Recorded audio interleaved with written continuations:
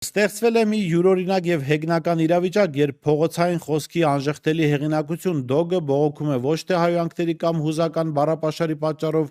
այլ այն բանի, որ պետական բարձր խավի ներկայացուցիչն արդեն բաց գործի է դրել իր ոճը եւ բառարանը այդ կերպ խառնվելով իր սեփական խաղադաշտին։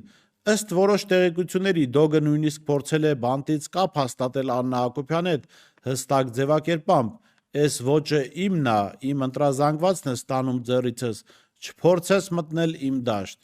Չգիտենք արդյոք նա կարողացել է կապ հաստատել Աննա Հակոբյանի հետ թե ոչ, սակայն ակնհայտ է, որ Փաշինյանի կինը չի պատրաստվում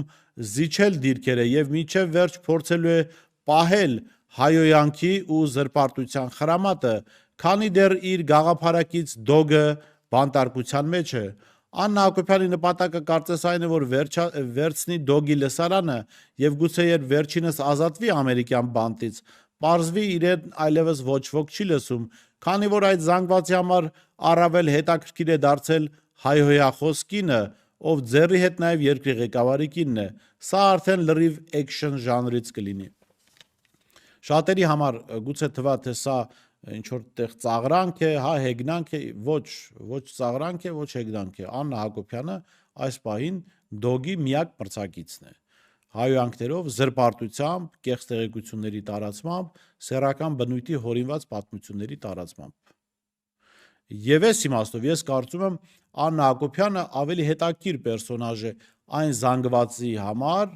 որը սիրում է հայհոյանքներ, սեռական կեղտոտ պատմություններ, հա, ես վստահեցնում եմ ձեզ Աննա Հակոբյանի ֆանտազիան այստեղ մրցակցելու տեղ ունի դոգի հետ եւ այո դոգը